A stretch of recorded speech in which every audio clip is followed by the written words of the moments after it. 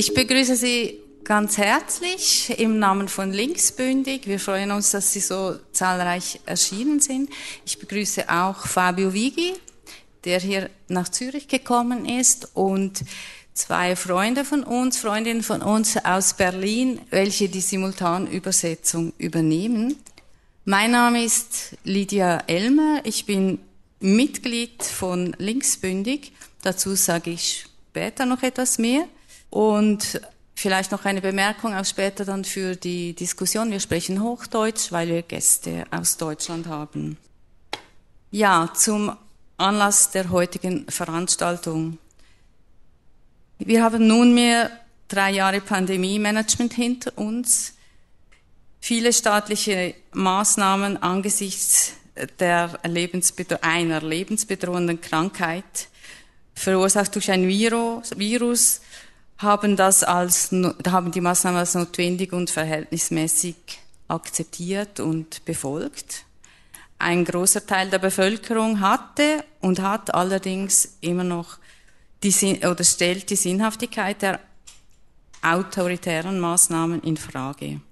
Es stellen sich Fragen zu den Kollateralschäden, zur digitalen Überwachung, zur Verletzung der Privatsphäre, dem Diskurs von Angst und Panik durch den Staat und die Medien, die Stilllegung der Wirtschaft, die Isolation von Bürgerinnen und Bürgern, Fragen zur Zensur und Ausgrenzung beziehungsweise Ächtung von Nicht-Geimpften. Cui bono? Wem nützt das, fragt man sich. Und was davon wird weitergeführt? Wie werden wir darüber informiert oder worüber eben nicht? Zur Beantwortung von solchen Fragen hat Linksbündig eine 4-teilige Reihe hier im Volkshaus Zürich organisiert. Ja, wer ist linksbündig? Die großen Fragezeichen zu den Maßnahmen und zu dem, was da uns geschieht, haben uns zusammengeführt. Wir sind ein Zusammenschluss von gleichgesinnten Linken, die eine Kritik am Maßnahmenstaat formulieren und in die Öffentlichkeit tragen wollen. Wir sind überzeugt, dass eine tiefgründige Aufarbeitung notwendig ist, die aber bis jetzt öffentlich kaum erfolgt ist. Formal ist Linksbündig ein Verein, bei dem man Mitglied werden kann, und wir betreiben eine Webseite, auf der unsere Positionen ersichtlich sind. linksbündig.ch. Heute findet die 4. Veranstaltung unserer Reihe Totalitäre Tendenzen des Maßnahmenstaates hier statt.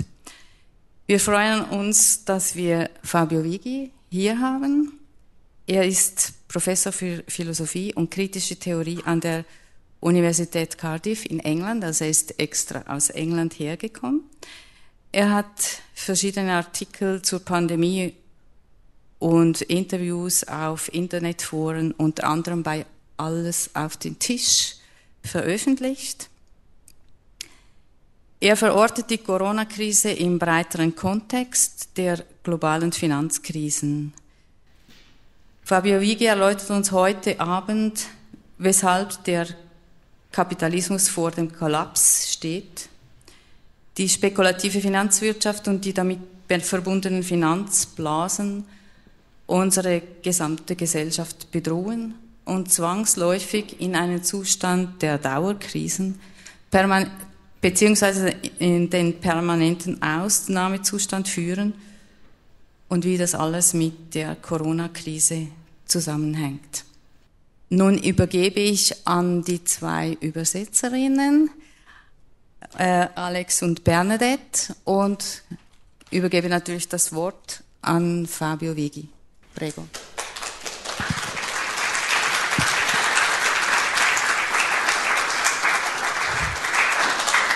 Okay, thank you, Lydia.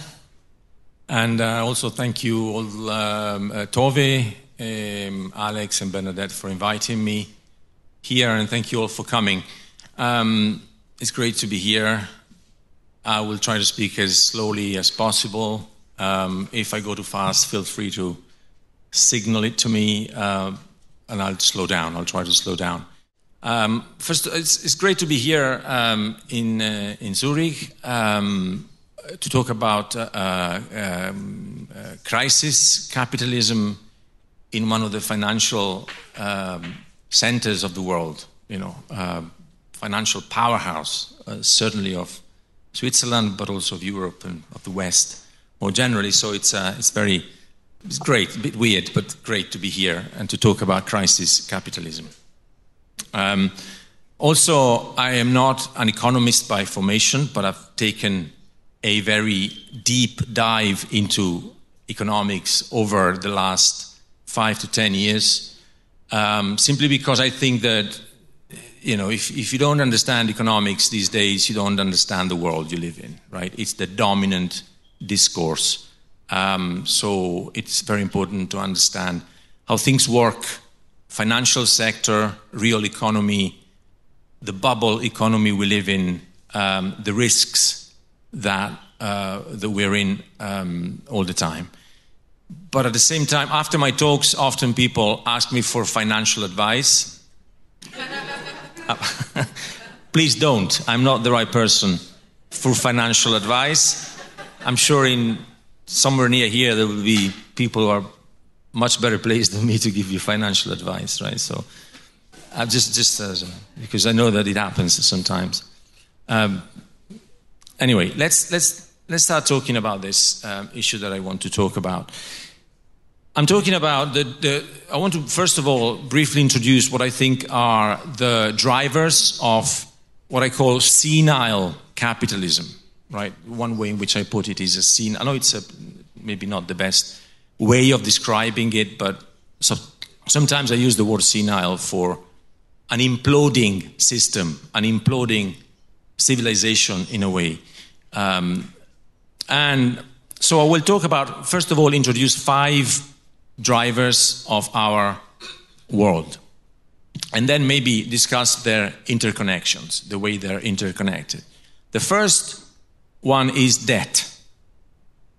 Debt is the only road into the capitalist future, a road that continues to be signposted by liquidity creation programs.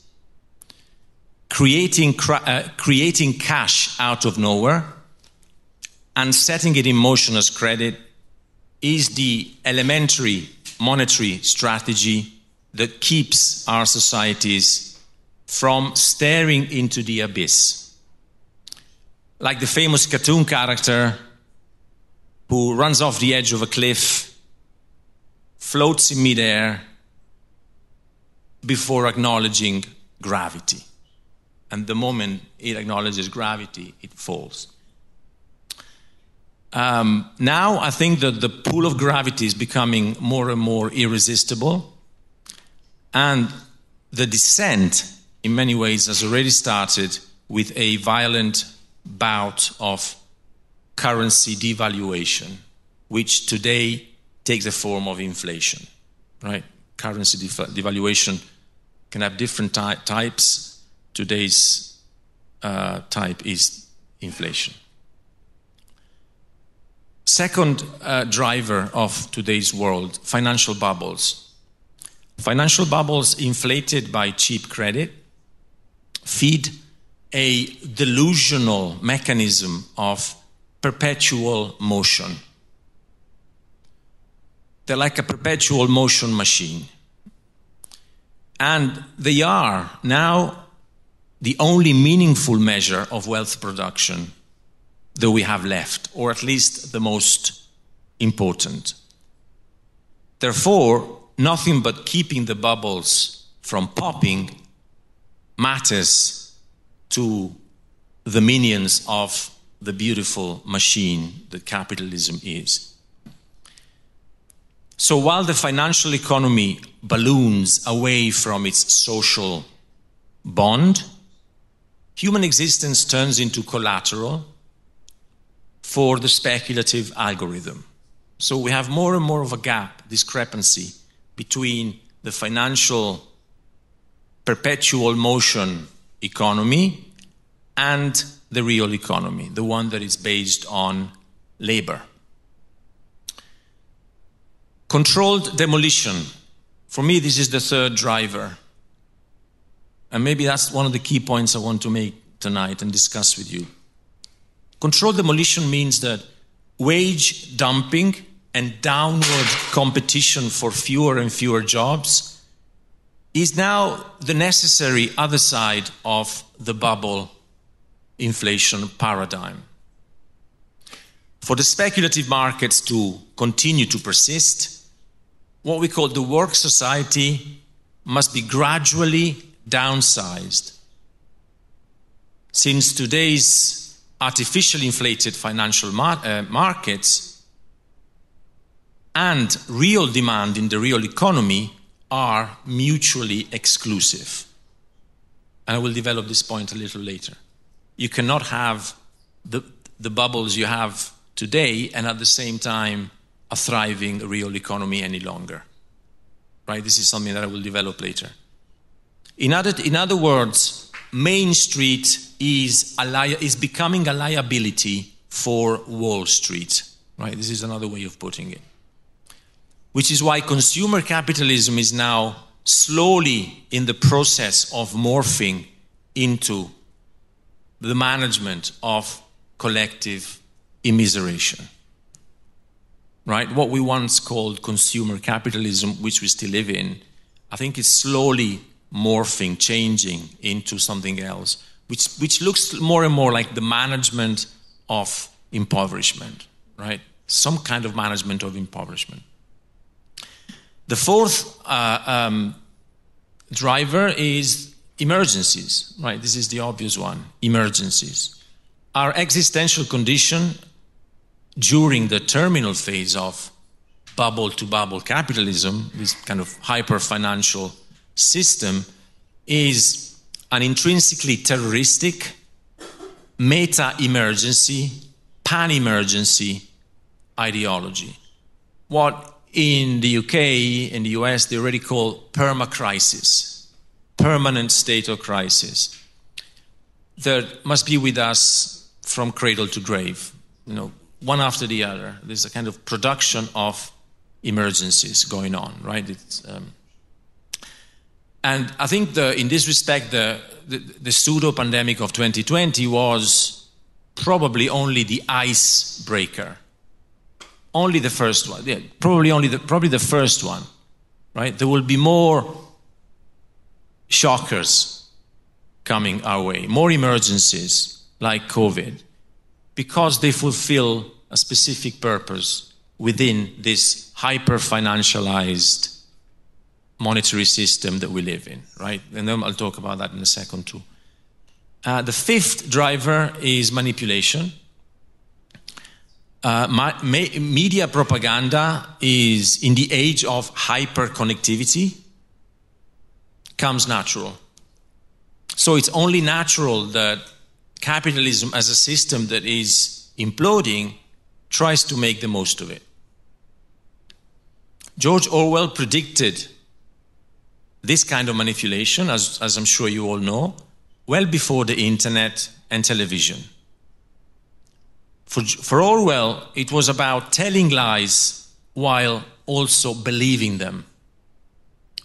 And I'm quoting from Orwell there. The process of mass media deception has to be conscious, or it would not be carried out with sufficient precision. But it also has to be unconscious, or it would bring with it a feeling of falsity and hence of guilt. French philosopher Jean Baudrillard called the result of this process of mass manipulation the creation of hyper-reality, which is a very interesting concept. If you read Baudrillard today, I think you realize that he was right on a number of counts, including this idea of hyper-reality, which is a very simple concept. The difference, he was arguing back in the 80s, the difference between the representation, the media representation of reality and reality itself is disappearing. Reality itself in its ambiguity, right? Not as something, as an ambiguous dimension, the difference between the media representation and reality is disappearing. So all we have is the representation itself, which turns into the only reality we can relate to, which is called hyper-reality, right? And I think it's one of those notions that I think are still are extremely relevant today. So let's begin to kind of unravel a little bit what I was just introducing now. First of all, I want to discuss this perpetual motion, this notion of the financial perpetual motion machine, right? The notion of perpetual motion is clear, right? Nobody has ever invented a machine that perpetually moves by itself. It's impossible. It needs energy from somewhere, right? It needs to get energy from somewhere. But it's almost as if the financial sector now moves as if there is such a thing as perpetual motion machine. So a machine that creates money constantly, right? And it needs that money in order to stay afloat, in order to continue to move. I think now the elites have almost run out of monetary tricks. And to use an English phrase, they've painted themselves into a corner. They've created a debt-based speculative system, a system based on debt or credit, right? It depends the way you look at it. If you're lending it, it's credit. If you're borrowing, it's debt. But it's the same idea, right? So the debt-based speculative system they have pumped, literally, for decades through money printing and artificial suppression of interest rates can no longer be sustained without significant collateral damage. Bourgeois economic theory's illusion that money can move autonomously, as if through a perpetual motion machine, I think is on the point of being exposed. The current inflation, the current inflationary spike is the first obvious symptom of a disease that is rapidly spreading through the social body, forcing a large share of the population, including increasingly impoverished, insolvent middle classes, to choose between putting food on the table and paying the bills. Right? More and more of the middle classes are having to face this problem too. By now, it should be sufficiently clear that any money creation programs, which continue to be desperately needed to prop up the financial sector, will cause further erosion of purchasing power. So further inflation. Right? Inflation is the erosion of our purchasing power. Our money is worth less and less and less, right? So this erosion of purchasing power will require new creative methods to control the impoverished masses. The masses will continue to be more and more impoverished, and that impoverishment will need to be controlled somehow. And this is what I call controlled demolition of a society. If it happened all at once, it will be chaos, possibly not controllable, right? They won't have control over it. But if they can put into practice a controlled demolition of the system through gradual impoverishment of the masses, then it's a different story. And I think that's what we're seeing today. We're entering the stage of this controlled demolition, which is also, of course, helped by the perma-crisis situation, right? The emergencies. We'll discuss that in a second. So what's the alternative to this controlled demolition? The alternative is for central banks to keep raising interest rates, so to keep putting up the cost of money, as they're doing at the moment, The Federal Reserve in the United States is leading the way. All the other major central banks are moving in lockstep, doing the same thing, right? In the European Central Bank, the Bank of England, they're doing the same. They're raising rates, so they're making money more expensive. If the central banks keep raising rates, we will get to the alternative to the controlled demolition that we're seeing now. The alternative is a potential market crash, right? So what they call the hard landing. Boom, right? The market crash, the hard landing. So we have these two alternatives. None of them is particularly nice. It's like choosing to die from heart attack, sudden crash, or through slow bleeding. Neither is a particularly good option, right? I think we all agree on that. So the illusion of financial perpetual motion works as follows. I will just try to kind of summarize it. We have the expansion of credit. The expansion of credit pulls money into financial assets, risk assets. The valuation of these assets grows because demand increases for these financial assets. Soaring financial assets are used as collateral for more borrowing, setting in motion a feedback loop, right? A loop where credit feeds asset valuation, feeds collateral, feeds credit.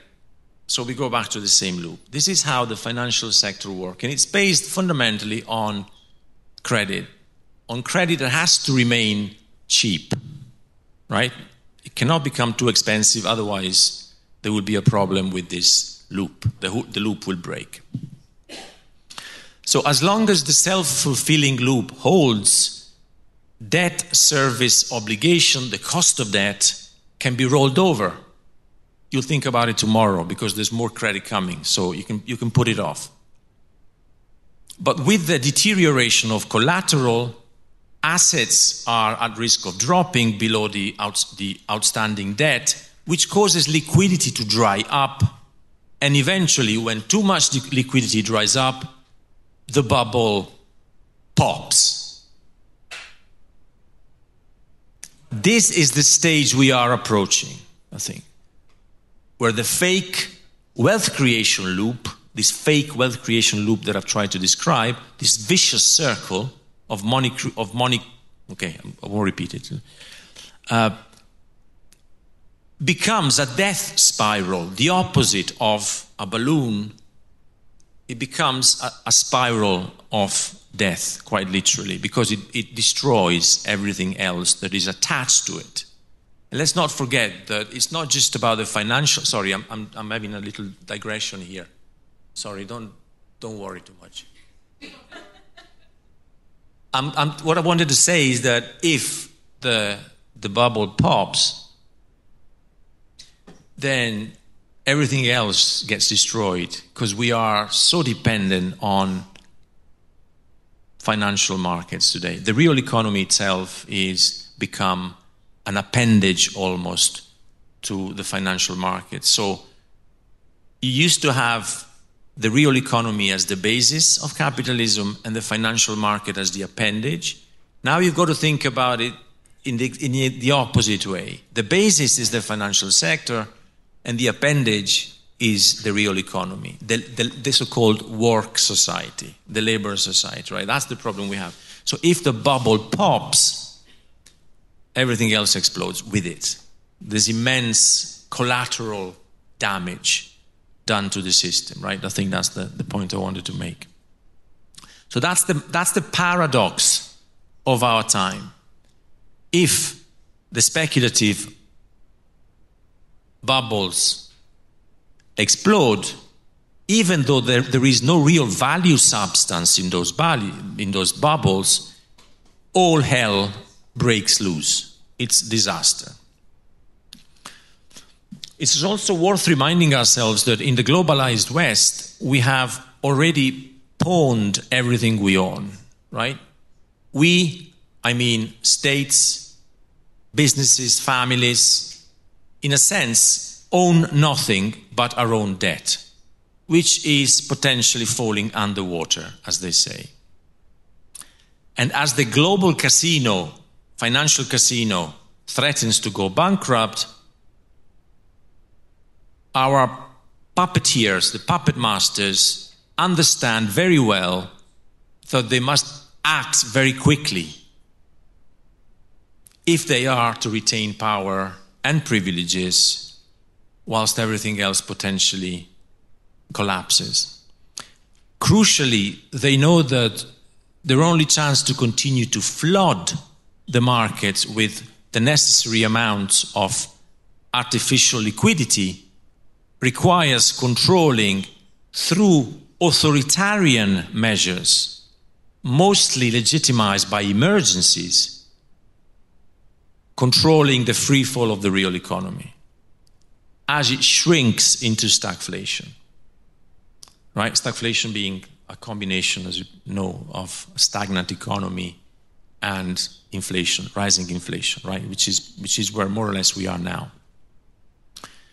So, inaugurated in style by the pseudo-pandemic, today this process of shrinking and controlled demolition continues to take place under the watch, the coordinated watch of central banks, whose rate hikes, the rate hikes that they are doing, only tickle inflation,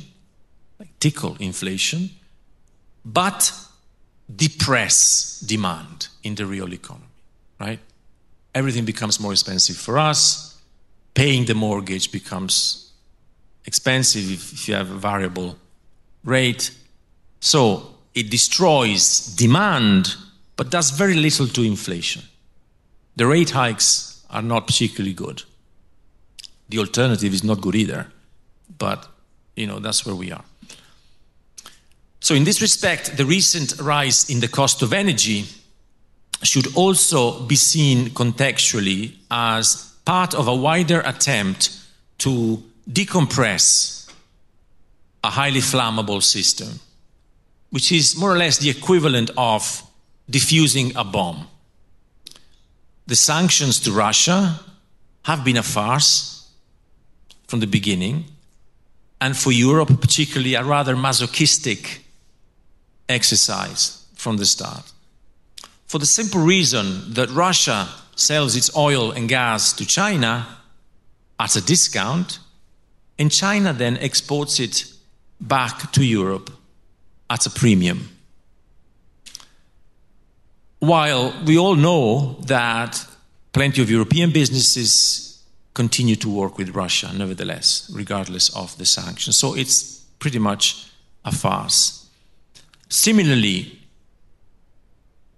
the aim of the corporate-led fight against climate change is to impose lower living standards upon the working and middle classes who only a couple of years ago were still lured into embracing the utopia of endless growth and mindless consumption. Consume, enjoy. Now the discourse has changed, right? Sacrifices. We need to make sacrifices. Ukraine can be seen as today's tragic symbol of this control demolition of the economy. Thanks to a cynically prolonged proxy war, Ukraine is facing the obliteration of its industrial infrastructure. Significantly, on December 28, 2022, Larry Fink, BlackRock's CEO, BlackRock, I suppose you know what BlackRock is, right? The kind of power that they have. So Larry Fink and Zelensky agreed to coordinate investment to rebuild Ukraine once the war is over, confirming the familiar pattern whereby the devastation of an entire society is an opportunity for financial expansion. When I say financial expansion, I really mean money creation programs once more. Some of it goes towards the real economy.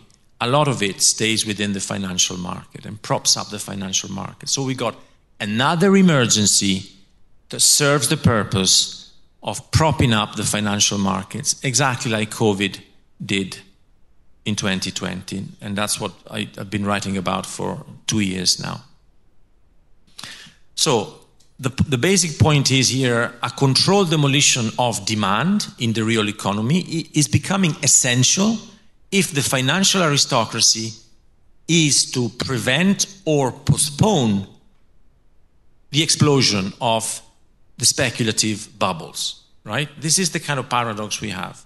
If you want to keep having those bubbles, you have to take control of the demolition of the real economy. You cannot have both at the same time, because with the current levels of monetary expansion, inevitably you get money devaluation. Inevitably you get inflation or deflation if you have a market crash. The two dimensions of contemporary capitalism simply cannot go hand in hand any longer, right? If you want to keep the bubbles up, you got to destroy the real economy. You got to destroy, little by little, gradually, demand in the real economy, right? I think that's the new epoch we're in. That's the kind of age we've entered. Hence, the manipulation of emergencies. Emergencies serve precisely, fundamentally, this purpose of slowly controlling and destroying whatever is left of what we call the real economy, right? On behalf of keeping the bubbles up and going, up and running, as it were. That's the way I see it, right? So this means that capital can only self-reproduce, can only continue to reproduce itself by widening the gap between a handful of super rich, the owners, the key financial players, as they're called all the time, right? The key financial players, and the impoverished plebs. The impoverished masses are, in the meantime, expected to own nothing and be happy, right? This is the slogan that they've used. You probably heard about that. They got rid of that slogan almost immediately. I'm talking about here the WEF, the Davos gang. Big smiley face, you'll own nothing, but you'll be happy, right? Great. That's the first one. Second point, sacrifice personal freedoms, including the freedom of speech, increasingly stifled by a grotesquely hyper-regulated cultural discourse. Hyper-regulated cultural discourse, right? I'm a teacher. I know that there's a bunch of things I cannot talk to my students. I cannot mention certain things. They cannot be criticized. They cannot be discussed. They have to be accepted as a new dogma, as a kind of new religion, right? That there are issues that you cannot talk about with your students anymore. If you talk about them, you risk losing your job. It's as simple as that. And I know that people have lost their jobs. So I think freedom of speech is already going. 3, surrender the right to exist, I'm talking about the impoverished masses, to the state, whose biopolitical role is to administer the right to exist on behalf of transnational capital. Public-private partnerships. That's what they mean, right? Public-private partnerships. It means that the state is doing the job of the financial aristocracy, and that job is not necessarily a good job for us. So unfortunately, this dark phase of what I call crisis capitalism has been vastly underestimated, to use a euphemism, by the left, right? Whether radical or liberal. It has been underestimated. From Noam Chomsky to Slavoj Žižek, like Pavlov's dogs, they have greeted the return of the state as a sign of emancipation. The reluctance to grasp the elementary link, nexus between a global economy dependent on growing mountains of artificial credit without substance and state authoritarianism suggests that the left, most of the left anyway, is now embracing a very sinister form of conservatism. To me, they don't understand that when you have a massive artificial expansion of credit to keep up the financial bubbles and the state, there's a connection there. There's a connection between the state doing the job of the financial elites, right? It's an obvious one. It's an obvious link to make, and yet most of the left still don't see that. That's what worries me. It's quite depressing. The depressive short-sightedness of the left was particularly painful to see with the recent global health emergency, right? This is what really kind of depressed me the most. COVID-19 was not the bubonic plague of the new millennium. It was a financial coup enabled by the largest and most spectacular brainwashing operation ever experienced by humanity, right? It served to hide the fact that the system was infected by terminal sickness, not the global population, right? Ironically, or predictably, what the left seems unable to accept is that capitalism itself, with all its familiar categories, is fading into obsolescence or obsolescence, and can only fake a life it does not have by mobilizing fear to beat the immiserated masses into obedience. COVID-19 was mostly a pandemic of fear, whose damaging consequences on the human mind and body remain unknown.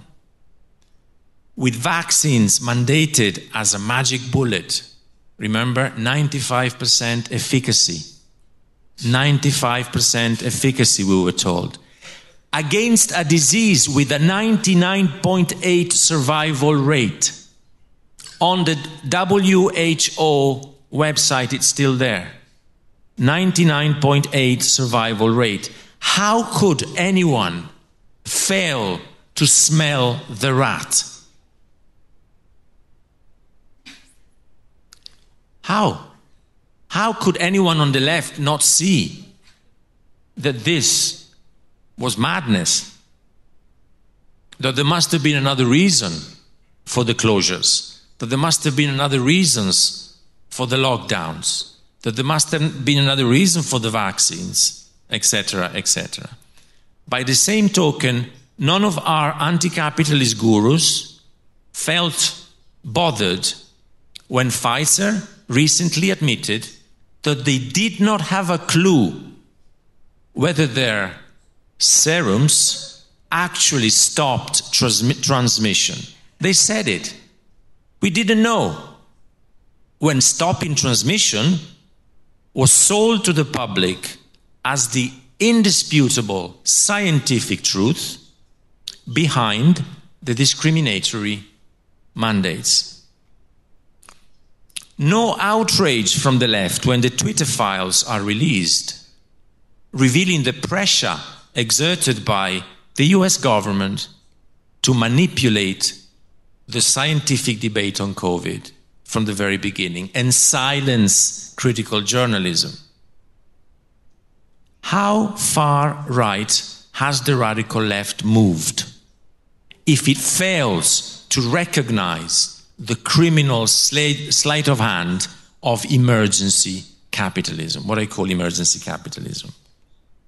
By supporting global discrimination and global destruction under false ethical pretenses, most of today's left does the job of the right more efficiently, better than the right itself.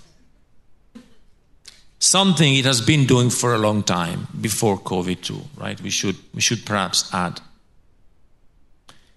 So with the awareness of mass deception now slowly emerging in relation to COVID, most people still prefer the head in the sand solution. Head in the sand solution. Better not to know than question the level of one's naivety. And yet, there is little point recriminating now. What instead remains crucial is to remind ourselves that virus was the invisible shield used to avoid a banking and financial crisis that would have put 2008 to shame. It would have made 2008, that crisis, look like a walk in the park, right? Simultaneously introducing a pan-emergency strategy for the coordinated management of mass impoverishment, not only anymore in the peripheries of the capitalist world, but also now slowly in the center of the capitalist world, no longer only in the peripheries that we cannot see, but also in the center. It is specifically revealing that we are now being persuaded to accept economic fall as fate, a somewhat mythical stagflation originating in external and largely uncontrollable triggers. The pandemic, the war in Ukraine, climate change, maybe UFOs, whatever. There will be other emergencies. The list is very long. So, fate, it's their fault, not the fault of a system that is rotting away, an economic model that is rotting away. In retrospect, one can even appreciate the evil genius of a system that conceals its massive social, economic, and cultural implosion behind a tiny, invisible scapegoat. So let's talk about critical issues that have affected the financial sphere recently. What I call the financial casino. Well, not me, but everybody calls it financial casino. In 2022, equities and bonds lost more than 30 trillion. The Nasdaq index, technology, closed the year minus 33%, its worst performance since 2008. The global volume of negative yielding debt shrunk from 18.4 trillion in December 2020 to 600 billion in December 2022, which, despite misleading media reaction, is very bad news for a system that depends on bonds, depends on debt. So if the debt becomes more expensive, of course, we all have a problem. Naturally, interest rate hikes, so the rising of interest rates by central banks, are currently being held responsible for the loss of market value, the fact that the markets have slightly, or rather quite dramatically, lost value in 2022. However, this loss of value took place against the backdrop of record-breaking corporate buybacks, which means that corporations buy their own shares, right? Artificially increasing share prices, whilst, of course, boosting corporate profits at the same time. So, whilst taking a hit, today's markets continue to behave like casinos on the Vegas Strip, with central banks playing the house. And you know that the house always wins, right? So we are in a quantitative tightening regime at the moment, which means the central banks are making money more expensive, trying to take a bit of liquidity out of the system. But at the same time, it's inevitable that the central banks will return to large quantitative easing money creation programs as soon as it will be seen as necessary, right? So at the moment, they are stalling, I think. They are waiting to see what will happen next. Some rate hikes, but at the same time, already now, the rate hikes are slowing down, which means that the system hasn't really changed at all, despite what we're told. It's the same system propped up by artificial money creation, right? Here, there's a little digression I would like to make, if you don't mind, briefly. I will maybe go back to it later. The difference between money and value. Something that economic theory today doesn't understand, right? They don't care about this point. Value is not money. Economic value, it's not money. You can print money as much as you want and create poverty. So rather than create value, you create less value. The two different dimensions, two different entities. In a capitalist society, value comes from the investment of money into labor, into work that creates commodities that are then sold on the market and create profits. That's the original formula. That's how value, economic value, is created. If you print money, yes, exploitation, abstract labor. But if you print money, obviously, with a computer, like they do, they don't even print it with the printer as in the good old days. They put a few zeros on a computer screen, and then they press enter, and here you get trillions, right? This is substanceless money, money without substance, money without value substance. And the problem is that our societies are increasingly dependent by money without substance, right? Money without labor substance, money without value substance. This is the negative trajectory of implosive capitalism.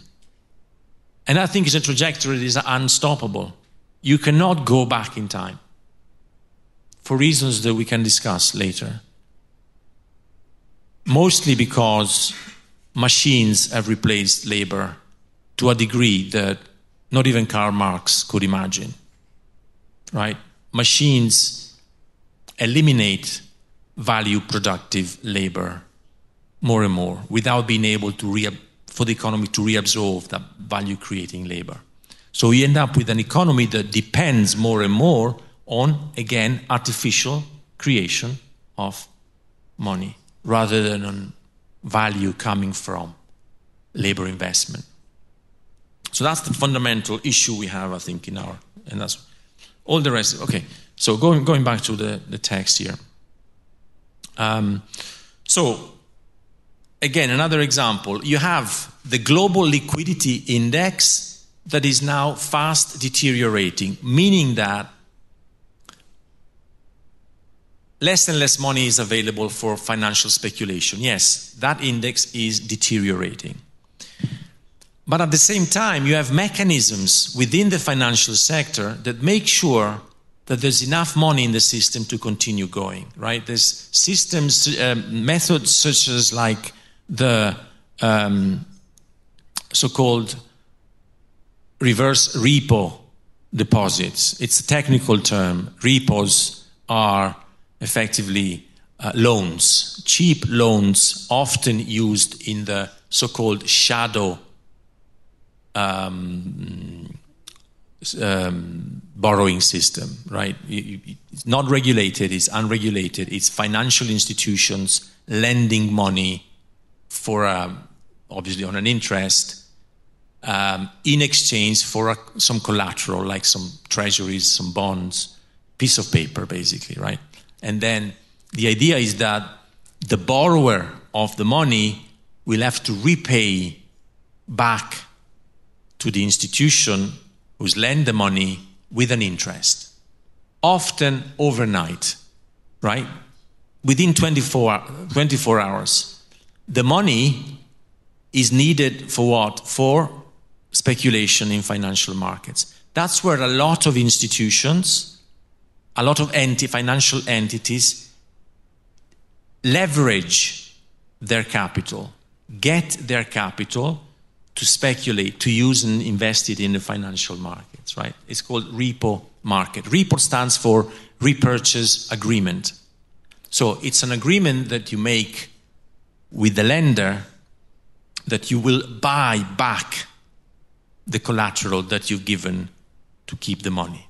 Now, this system called repo market is still very much at the heart of financial capitalism. So even if you have an index of liquidity that is deteriorating, you still have a lot of this artificial money that is being created and is being lent to those who need it to invest, right? So we have, I'm going to jump this bit, but because it's very technical, but what I'm saying is that the figures you see don't often reflect the reality, right? On the one hand, they tell you that the financial bubbles are slowly losing air. At the same time, there's still plenty of air there, plenty of money to continue to do exactly what they've been doing so far, to continue to speculate. So the markets, you will see, after 2022 was a bad year for markets, January 2023 is already a great year. So the markets have already picked up. Nasdaq is already up 10% after being down 33% in 2022. Just to give you an example of one of the most important markets, or S&P 500, right? So what I'm saying is that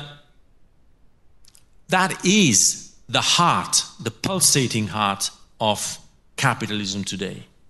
If those markets, the one thing that cannot happen is that there is not enough liquidity for those markets to keep going, right? That's the fundamental prerogative for those who run the show. All the rest is collateral damage, quite literally. The real economy now is collateral damage. I hope that makes sense. So what I want to look at now quickly is the context, right? The context that I've kind of already briefly mentioned. The paradigm shift within capitalism already started a few decades back, when a new type of financial capital emerged. A qualitatively different type of financial capital. Since the 1980s, financial abstraction, so speculations on asset prices, is no longer an appendage of a thriving and expanding real economic abstraction, which is the real economy, the socio-historical discourse based on the correspondence between a given amount of labor time and a given amount of monetary compensation called wages, right? That's the sort of historical discourse of traditional capitalism. Instead, the financial industry is now the driver and also the escape route of a social narrative founded 5-6 centuries ago called capitalism. 5-6 centuries ago, when labor power first appeared on the market as a commodity to be exchanged. Because that's the starting point when capitalism managed to leave behind the feudal system. All of a sudden, laborers became a commodity to be sold on the market. freely even, right? Even though it took a while before they could do it freely. So there is now, as I've already mentioned, there is now a growing cleavage between the massively stretched credit chain and the total mass of value originating from labor, which means that keeping up appearances is increasingly problematic. There's a massive distance between the credit chain that feeds the financial sector and the mass of value created through labor in the real economy. There's a massive discrepancy, so I'm kind of repeating that point. Since 2001, we have seen a huge transfer of liquidity into the bond and real estate markets particularly, generating unprecedented bubbles, not only in the US, not only in the UK, but also in China, also in Europe, of course. This is the qualitatively new mix between speculative growth in the financial sector, and an economy based on the real production and consumption of goods. It's more and more difficult to take these two dimensions apart because the financial economy has colonized the real economy, right? We could say has cannibalized the real economy. And that's happened already 4 decades ago. That's when it started, more or less. Now, for a period of incubation, this escape into the future of insubstantial credit without substance, did not generate inflation, for us at least. Today, however, it is absurd to continue to believe that the mass of fictitious and speculative capital will continue to remain trapped in the financial sector.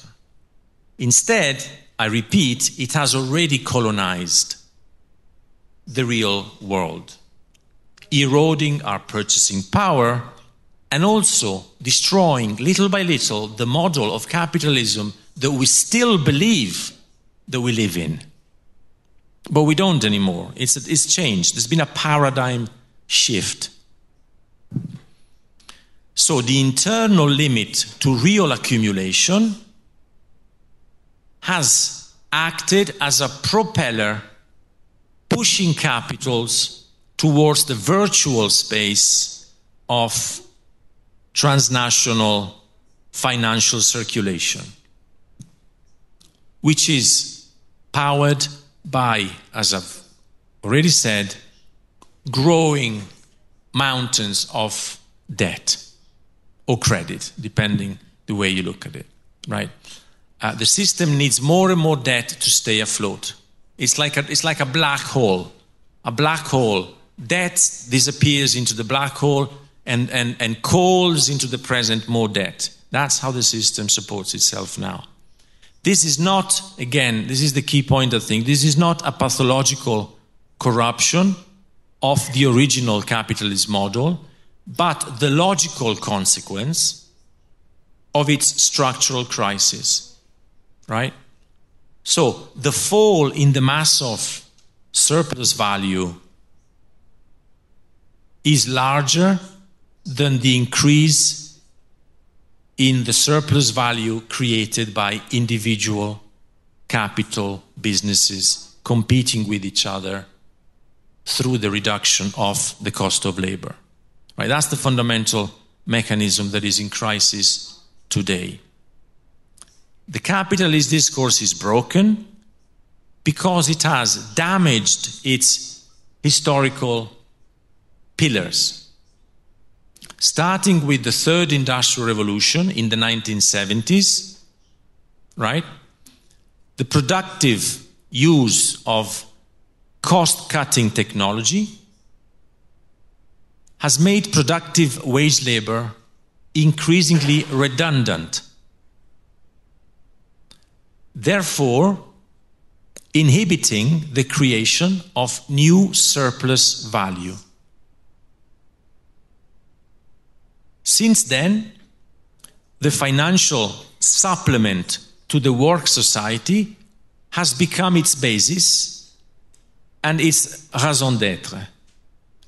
Financializing the economy, particularly in the 90s, but already in the 80s, was the historical answer to the demise of, to the fall of the Fordist system of accumulation, the system based on the assembly line, which sold us the dream of full employment, right? When that cycle imploded, for structural reasons, the financial growth compensated for that loss, right? I think that's what I'm trying to say.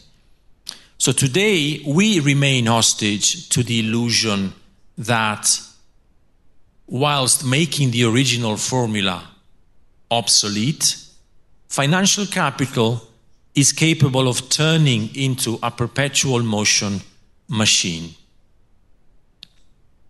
But because the global unproductive mass of labor has now crossed a critical threshold, currency devaluation is inevitable. Currency devaluation is structural, is secular. It's an economic shock that it is bound also to turn into a violent shock of social consciousness more generally, as soon as we realize that devaluation is here to stay. We will not go back to. So the point, again, is that the bubble system of the current magnitude as we have it today cannot coexist with real growth in the real economy, cannot coexist with flourishing mass consumption and mass production. If today's volume of fictitious capital, financial capital, were to circulate freely in the real economy in our society, it would immediately create hyperinflation, okay? Which so far we have exported to the neglected peripheries of the world. We have hyperinflation in a number of countries since the 1980s, right? But we don't know. We don't think about it, but we have exported it there. They already have it. Now we are starting to risk, running that risk too, as it were. Already World War I showed that it was no longer possible to finance a war with gold-backed currency. The increase of debt that came with World War II and the following Fordist boom, growth, eventually led to the decision in 1971 to abandon the gold standard, Nixon's decision. Probably you know that, right? Nixon decided to break with the gold standard. At that stage, money lost its substance. In other words, money became a volatile financial, or the equivalent of a very volatile financial asset. You can buy money with other money just as you buy a financial asset, right? Something which, again, bourgeois economic theory could never quite understand in its radical implications. In this respect, even Keynesianism was merely an attempt to save capitalism from itself. How? Through deficit spending, as they call it. Which means what? It means more state debt supposed to reignite the labor economy. At the same time, Marxist labor movements never fully digested Marx's critique of value. Instead, they focused on struggles for redistribution, but always within the ontological horizon of capital itself, never questioning really the fundamental categories such as value production, how value is produced in a capitalist economy. And here lies the bourgeois economy's inability to distinguish between money and value, right? They cannot get that they're not the same thing because they don't have a theory of value. They only have a theory of money.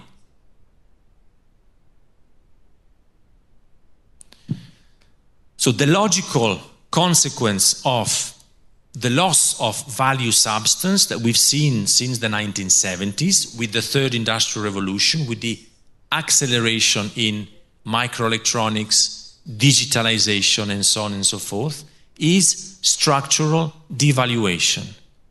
Either inflation, as we see today, or a violent deflationary shock caused by a market crash, right? Which, again, we go back to that metaphor I used earlier. Which death would you like to die by? Heart attack or slow bleeding. I think this trend is now irreversible. No sector of the economy can go back to real growth or even something similar to what we had in the post-war period with the Fordist boom, which itself was powered by state credit. Let's not forget that, okay? So with the Fordist, when the Fordist accumulation cycle hit the buffers, no new mass reabsorption of labor could be mobilized because of the technology that was used instead of labor. Which is why fictitious capital today has achieved the status that it has. It compensates for permanent loss of surplus value in the real economy. But at the same time, the dream of constant growth sustained by mass consumption is slowly but surely turning into a nightmare, with most of today's consumers already tapped out of the system. We've entered a dystopian phase characterized by productivity without productive labor, right? Potentially very high productivity because of the machines we have, the technology we have, but without productive labor. And productive labor is the ABC of capitalism, is the original ingredient of capitalist growth. So how can you have high productivity with unproductive labor or with less and less productive labor? That's the real problem. So the society as a whole is slowly dying because of that. Of course, many businesses will continue to compete and make huge profits by making use of sophisticated technologies and also exploiting the immiserated workforce. But the social bond, society, organized around wage labor can only continue to disintegrate in capitalist terms. To conclude, gaining a sense of perspective on the implosion of senile capitalism requires, as a fundamental precondition, resisting the onslaught of deception and distraction relentlessly churned out by the infosphere. One thing. Mainstream media will never tell us about the causes of a structurally insolvent economy for the simple reason that they are a branch of that bankrupt system. On the contrary, they will persuade us to look elsewhere. Pandemics, wars, cultural prejudices, political scandals, fake political antagonisms, fake binary antagonisms in politics, natural catastrophes, and so on. The list is endless. While the reactive media can no longer hide the downfall, they have learned to blame it on supposedly external causes. In truth, our economic predicament, what we are living now, is the second wave of the 2008 crisis. It's the second wave of the same type of crisis, which is part of a systemic collapse so acute that now needs to be systematically displaced on ideologically manipulated or even fittingly manufactured global emergencies. So, arguably, we could say that understanding our condition requires the effort of thinking against ourselves. Because, as a rule, a subject who organically belongs to a civilization cannot or struggles to identify the nature of the disease which undermines that civilization. Conformity and willful ignorance are infinitely more contagious than the strength needed to overcome the biases of our time. Let's face it, most of us are determined to remain asleep, preferring to believe that what we are going through is only a temporary glitch. Yet we should gather the courage to see through the smoke screen that hides the decaying substance of our world. Defensive reasoning crushes the vitality of thought. It colonizes not only consciousness, but especially our unconscious attachments to the obsolete categories of our civilization. Every civilization immunizes itself by drawing a line between its order and an other, an evil other. Evil doing must be projected always, we know that, outside the social body, if the social body is to retain some sort of consistency and strength. But a global civilization that is on the verge of defaulting on its own value, the only value it has, the self-valorizing value called capital, can no longer rely only on fighting localized enemies. It must unleash global and ubiquitous villains. This is why we had the pandemic first, and now the Ukrainian war, from the start, was, if you remember, portrayed as a kind of synecdoche of global conflict, another word for global conflict. We must always be reminded that the Dr. Strangelove moment, remember Dr. Strangelove? The nuclear apocalypse is behind the corner. Every day they tell us. The fear of virus has been replaced by the doomsday clock. Have you heard of the doomsday clock? We are now 20 seconds away from apocalypse or something. For a few days we were only told about the doomsday clock.